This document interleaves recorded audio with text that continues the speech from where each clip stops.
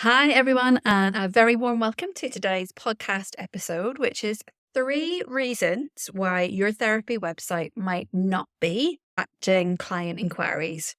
Now, before we get into this episode, probably one thing I'd like to address is the question that I get asked quite a lot is whether I should actually have a this website to begin with.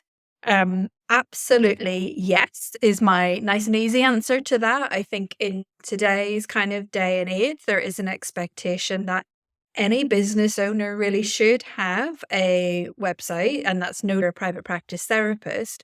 I think that some therapists make the mistake of believing that just having like a really good directory profile might be enough. But your website goes much further beyond the directory profile. Your directory profile is limited in terms of the word count that's on there. It provides a limited amount of information about you. And your website should really be a huge extension of that, in that the website is somewhere that a potential client can go to visit to get to know much more about you, to get to know much more about perhaps your specialism, to get a feel for how you work. That the website is a much greater opportunity for them to be able to see that and understand that. The other reason why I love things like having a private practice website is that you can offer other things on there, that it can be a place that you can have free resources for potential clients to sign up to, that you can have an email list, that you can be creating a newsletter, you can be building longer term relationships, that people who potentially come to your website who may not be in a place right now to engage in therapy, that actually if they're on your email list and they're receiving your newsletter, that they could either become a potential client in the future, or that if you start to run in the future courses or workshops, webinars, things like that, or create digital products in the future, people on your email list, that prime people who are more likely to invest in buying from you than someone that hasn't established a relationship with you. It's also a great place to be hosting your blogs and podcasts and things like that. So the scope for marketing with your website, a really, really good website, is so great. And for me, I'm such a big advocate with my members and my community, with one-to-one clients that I mentor, is really the importance of having a good website. And that it shouldn't just be something that is thrown together kind of slapdash, and it's just something that you have for people who go to directory profiles, that they can just go and have a bit of a look. For me, my website for my private practice, that is my prime marketing platform. I don't use social media at all for my marketing in my private practice. I invested my time last year into building a good, doing blogging and building good traffic through to my website, so that actually could become my my primary source of marketing, and my inquiries come directly through my website. So anytime now I'm working with clients and working with members, I'm really getting them to think about longevity and the benefits of having a good quality web and traffic going to their website, because that is something that you own. And you've probably heard me saying this before on other podcast episodes. It is so important that you have ownership of some of the platforms that you might be using and using for your marketing. So, for example, your email and your website are yours. You have full ownership and security over them, which you don't have over things like Facebook and Instagram and, platforms like that. TikTok, they belong to someone else and they could be taken away. They could be hacked, anything happen just like that. And they're gone. So it's always great to be thinking about, you can't rely on just one source of marketing, but you do want to be thinking about ensuring that some of the marketing you're doing are on forms that you have 100% ownership of. So that's just my little soapbox speech to begin with. That absolutely, I do think it is really important that you do have a website. And what we're going to chat a bit about now is, I guess, the 3 areas that I can see that therapists often make mistakes in regards to their website. Now, hopefully I'm not going to offend too many people when I say the first thing And the first thing is just coming from a place of lots and lots of reviews on sites, that there can be quite a cliche, kind of like a cliche look and quite a cliche feel for what some therapy websites will look like. So if I say things, and I'm hoping these may not be on your website, but things like lotus flowers, imagery, things like images of stacked sites, you know, things that just seem to be so generic on so many websites, and having like the same kind of cliche phrases and statements, the classic, I offer a safe, non-judgmental space, like those sorts of things that if I've seen them on one website, I've seen them on 1,000 websites. They are just too cliche for what we expect to see on therapist websites. They're too generic and they don't really speak to anyone. And your website really shouldn't be a place that is like a directory for your qualifications or a directory for your experience. Even though your website is obviously about you and you promoting your practice and promoting your services, your website isn't actually about you at all. Your website should be about your ideal client. So if I come to your website and it's all those cliche images and all those cliche phrases and a whole list of qualifications and CPD that you've done, that for me is, that's really boring. That's not going to engage me at all. Doesn't really tell me anything about you and who you are. But it also doesn't tell me that you understand me and that you know my difficulties and that you can help me. So in today's day and age, like that kind of generic look website, the kind of quite bland, quite simple, those kind of cliche statements. We've moved beyond that now, and it is perfectly okay for you to have a really unique looking website that has a unique brand to it, and thinking about from your ideal client's perspective, like who is my ideal client and what look and feel might they expect when they come to my website. So for example, I was having a quick look at a community member's website yesterday, and she is opening a practice specializing in intuitive eating. And she is a young woman herself, and actually the look and feel, the aesthetic of her website is fantastic. It's like really colors, like really cool kind of text and a really unique font and a really unique style. And when I looked at her website, I immediately thought, actually, females, number one, are going to love this website. They're going to love the colors that are on it, and they're going to love the style of it. And I immediately thought, like, females in their 20s are going to be completely drawn to this website. And that's exactly who her ideal client is. So we want to be thinking that actually it's completely okay for you to create a brand, create a style, create a website that will speak to and will appeal to your ideal client. And when you're thinking about maybe the imagery that you're using on there, when you're thinking about the content that you're writing on there, that you want it to connect with them. You're wanting it to connect with what their aspirations and their hopes are in working with you. And you want the words and the phrases and the language that you use on there to be relatable to them, not to be talking about modalities and things like that the words are speaking directly to them. So that's the first thing, that it's okay to step outside the box of what tradition. So the mistake that I see being made is often the therapists that have maybe built the website themselves. They've maybe used a platform like Wix or GoDaddy or something like that, because the focus has been on cost limitations, which is completely understandable. They've built the website themselves just to kind of get the content up there. But what they haven't then maybe done after they've built their website is actually to review what the experience is like as a user. Now, If there is a poor user experience on your website, you will lose people within seconds. I think it is literally, I think I've read somewhere that within like milliseconds of people coming to your website, they will make a decision about whether they want to continue on further and read more and click on your other pages in your site. So by user experience, I'm talking about things like how long does it take for your website to load on a potential client's mobile phone? Is there imagery on your website that's taking up like a load of data that's making it really, really slow to load?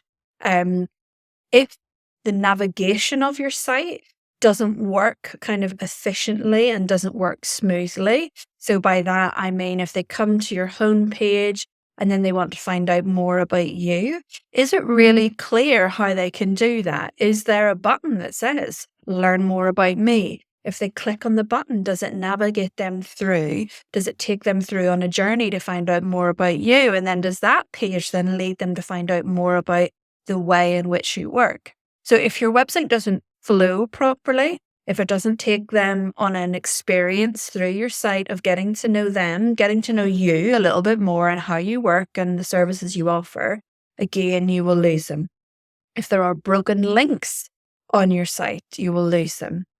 And if they want to work with you, and this is something I've seen a few times in recent weeks, if they do want to work with you, is it real clear how they can get in contact with you? We call this a call to action. So this is where there should be throughout your book a call buttons or contact forms dotted around your website. So depending on what page they're on, that if they do want to get in contact with you, that they can see that very clear and see that very easily. A caveat to that is also I would be very big on transparency with people visiting your website. So I would want to know what your fees are. And I've also seen some therapist websites where there's no fees on there and you have to really go hunting. If I don't know how much it's going to cost to work with you, I'm not going to book you. So do make sure how to get in contact is clear, but do make sure that your fees are also really clear as well.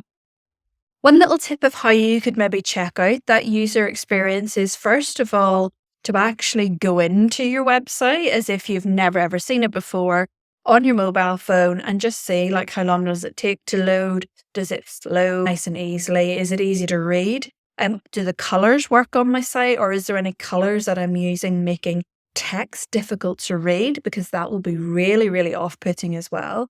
So you can do that as an experience yourself. Also use tools Uber Suggest.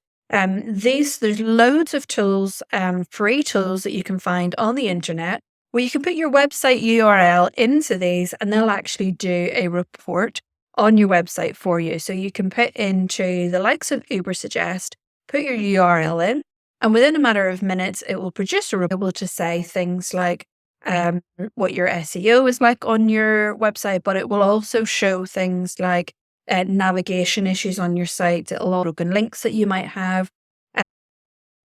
It will show you the speed, the mobile speed, how long it takes for your website to load and things like that. And it will highlight if there's any concerns or any issues that need addressing. So it's a really worthwhile tool to use to be thinking about the user experience and am I making this experience as effective as it can be for people who are visiting the website. Then the third and final issue, which is probably the biggest, save the biggest for last, which is that there is no SEO optimization on your website. So what is SEO optimization? It basically stands for search engine optimization. And what this effectively means is that website, there should be plenty of keywords that your ideal client would be looking for, that they would be typing into Google to try and find a therapist just like you. And the more kind of variety, the more volume of those optimal keywords that your ideal client would be looking for, the more that they are on your website, that kind of content rich website, the more likely you are to be found on Google. the most effective way that as therapists that we can do that is through blog writing. It is much easier if you do have a niche, I would say, that if you work as a generalist or if you have a few areas of specialism, I think that that might be really difficult to kind of get your website organically found on Google. If you have maybe blog topics and blog content that is on your website, but that's speaking to a number of different things, it may water down potentially the impact of your website. So it is much easier if you do have a specific area of specialism or a niche that you work in, because then what you could kind of think about is what kind of information, what kind of resources would be really helpful to my ideal client, and how could I start to convert those into blog content that's going to help me to get found on Google. So there are a few different ways that you can do that. It could be simply that you just begin by thinking about your ideal client, thinking about who they are, and thinking about like what are the common themes that might come up with your ideal client? Like what are the common complaints that they will have about their issue and about the difficulty that they're having? And you could maybe just like create a list of these are the common questions that my ideal client will have. These are the common areas of concern that they will have. And how do I take maybe some of these areas and turn those into helpful blogs? Now, where I think therapists will often be very hesitant around blog writing, and maybe they have a lot of internal dialogue about if they're not really a writer, they're not sure what to say in a blog. They maybe have dialogue about, well, it's not really going to help them. It's only a blog. It's not going to help them. So there's no point. Or there could be fears about, well, what if I put this out there? What if I write this blog and somebody disagrees with me?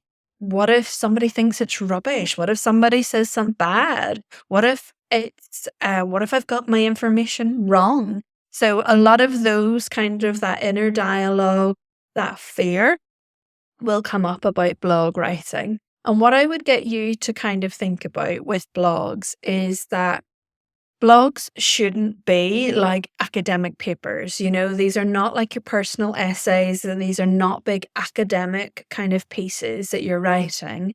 Blogs should actually feel quite conversational almost. They'd be easy to read. They should be easy to read quite quickly, you know, that it's a minute or two of reading and really not much more than that. So when you're actually writing a blog, you're only providing like a really small piece of information. You're not trying to resolve your client's entire difficulties in a blog. What you're just trying to do is give a new insight, give a perspective that might be helpful for them, maybe provide a little bit of psychoeducation around their difficulty, or even create a little tips, you know, tips and hints and tips. So with your blog writing, for example, if you take your niche area and you're just trying to write a blog that's offering some kind of help around one aspect of that, then it could be, for example, that say you're like with mine, it's binge eating. That I'm just maybe taking one aspect of one part of working with binge eating that might be helpful. So actually one of the blogs on my website that has the most traffic is a blog titled Binge Eating Meal Recovery Plan. And I think that blog, I must have wrote that blog about 3 years ago.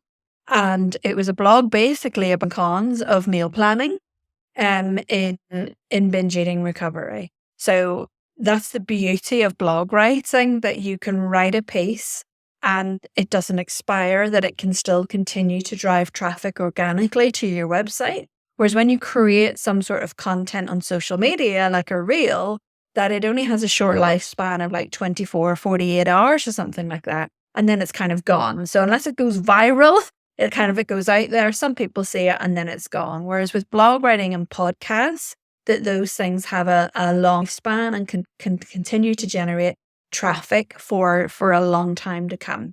So the blog that I wrote about free planning, um, that was just like one aspect. It was like an 800-word blog that I've written on just one small aspect. So thinking about your niche area, your specialism, like not trying to write big blogs with big wide pieces of information, just taking one aspect of it and just writing to that and offering some advice, some tips and strategies that might help with that.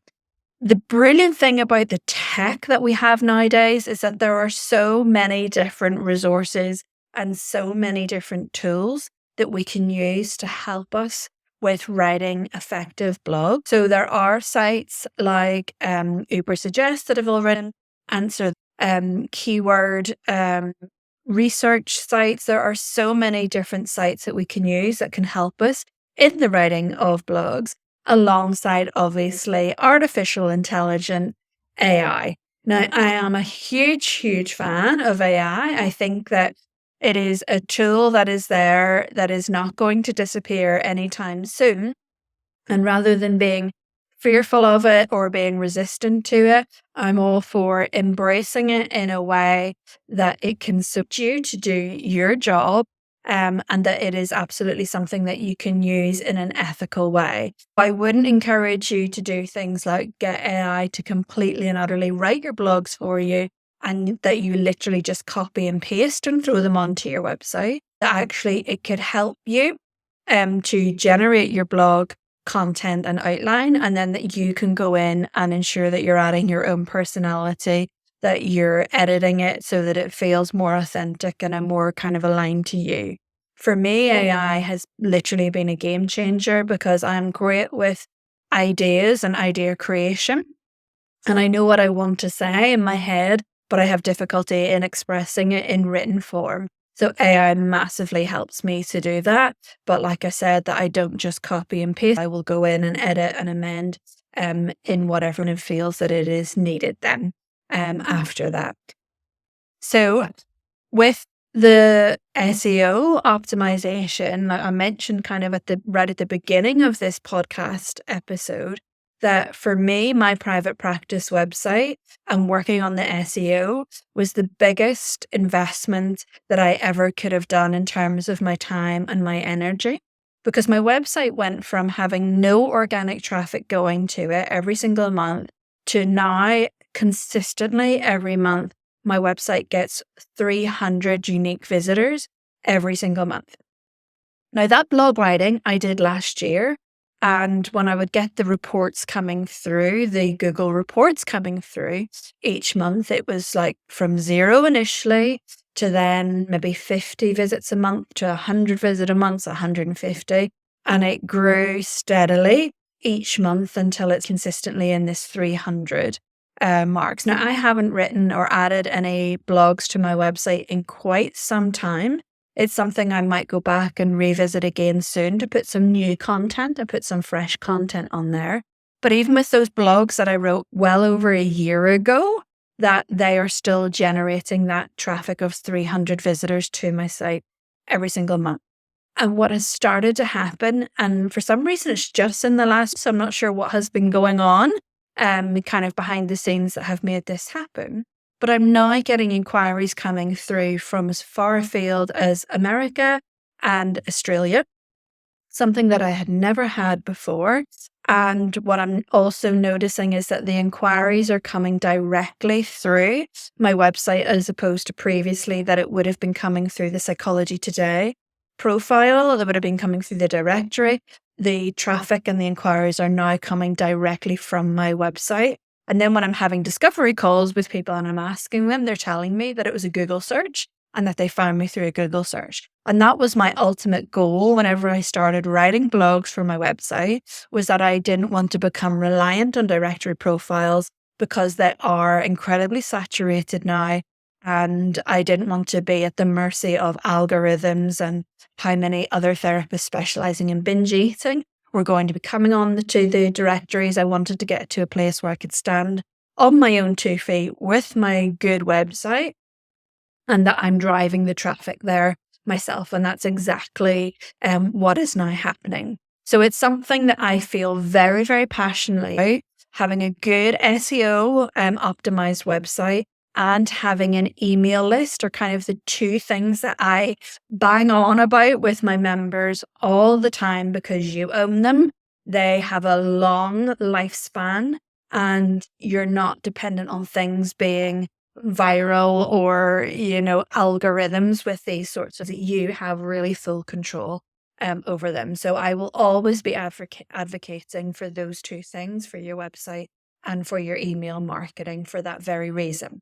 Now, if you are interested in blogging and just even hearing the phrase blogging makes you go into a bit of a panic, you don't know where to start, you feel like you have writer's block, you feel like you're not a writer, then I have a workshop coming up that you are definitely going to want to check out. I like to keep things as simple as I possibly can. I will always try and make the work that I do as simple as I can, and I will always try and find the path of least resistance in anything that I do. So what I'm wanting to do is to create a workshop for people that are completely new to blogging, that don't have a clue where to start, but really like the idea of boosting the SEO on their website and starting to attract more traffic and eventually more inquiries to their website. So on Friday, the 30th of August, between 12 and 1:30, just over lunchtime, I'm going to be running a workshop, Get Started with Blogging, and it's specifically for counselors and therapists in private practice. If this is something that you're interested in attending, then I will pop the website link below in the show notes that you can check it out. It's just £19. There will be a replay of the workshop. So if you're not able to attend live, you can get the replay. There will be a workbook accompanying it as well. And I will be leaving 30 minutes at the end of the workshop for question and answers. Anything, any advice, any word that you want to work through, that I'll be able to cover that in the session as well. So I'll post a link below where you can check out the details, but it's going to be a really practical, really interactive workshop where I'm going to show you all the tools to make it as easy and simple for yourself as it possibly can be. So I hope you're able to attend. It would be fantastic to see you there. But that's it for today's episode, and I look forward to catching you soon.